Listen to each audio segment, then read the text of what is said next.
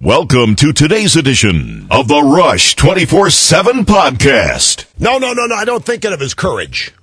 I don't think of it as courage at all. And somebody sturdily talking to me here, people telling him that they can't believe how much courage I have speaking out against Obama. It's not courage, Mr. Snurdly. It's actually love. I'll explain this here in just a second. Greetings, my friends, and welcome. It's the Rush Limbaugh program. We're back at it at 800-282-2882. If you want to appear on the program, this is the EIB Network and the nation's most listened to radio talk show. Great to have you here. We have an exciting 3 hours straight ahead for you. Snurdly says he's got so many people. I can't believe how much courage Rush has. And I get this note from HR today. Before the program, so a lot of reaction to yesterday's show, and particularly the first hour and a half. You know, we need to put that on YouTube. I forgot to tell Coco that. We need to encode that for the Ditto Cam video yesterday, put it out on YouTube. At any rate, I got this note from HR. I said, guy I frequently talked to said, your boss wanted Obama to fail. Guy said that to me when I said Obama's taking his lumps on the economy. HR told the guy Rush wanted the president's plan to spend your great-grandchildren into debt to fail. Because Rush knew Obama's plan wouldn't work. You think Rush is happy about somebody not working? We're spending money on shovels you won't get paid to see, on bureaucracies you don't even know about, projects you'll never see, and if you do see them, not until 2010, and you still have unemployment rocketing.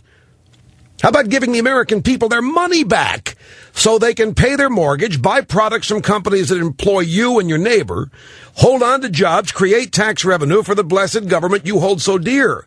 You want the private sector to recover? Obama's spending money down the rat hole of government. Come on.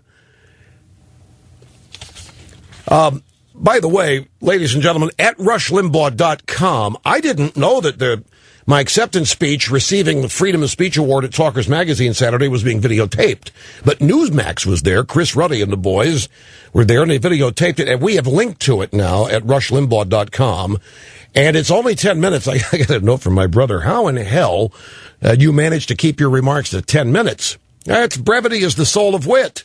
I'm speaking about there are 300 or 400 radio people in the audience, and I'm talking about freedom of speech and so forth.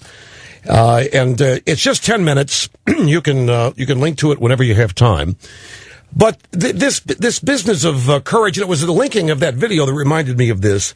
I'm not trying to diffuse or deflect a compliment with that about it being courage. But I don't think. You know, I don't have to grab hold of myself as, okay, it's time to get your guts in order now. It's time to be courageous here, be brave. I don't look at it that way at all. I look at what I do here every day as a function of love. I love the United States of America. I love the people who make it work. I love the ability to speak. I'm in the free speech business. I don't take it for granted. I love being able to say when I say. You know what else I love? I love not being afraid of what people say about me after I say what I think. I love not being affected by critics. I love it. Took me a while to learn it, but I now love it. So it's my whole career, this whole radio program is a labor of love, if you want to call it that. But I don't look at it as courage. Coco, the webmaster, said, you really need to post this little speech of yours because, so many people tell me, he's talking to me now, so many people tell me they're just afraid to speak out about Obama. I understand that. You're surrounded by brain-dead Democrats and liberals who voted for the guy, or people who are not even necessarily Democrats or liberals. They just voted for the guy. They still have this cult-like devotion to love for him. And so you're afraid to speak. Don't be afraid. Don't be afraid. As I say in this speech, I don't want to give it away because you ought to watch it, but the counter, the way to react to assaults on free speech is start shouting louder. It's more free speech. More speech, not kowtow. Don't respond to critics and this kind of thing. Al Gore is going to find out here. You know, he's got two of his journalists imprisoned, sentenced to 12 years of hard labor in North Korea. One of the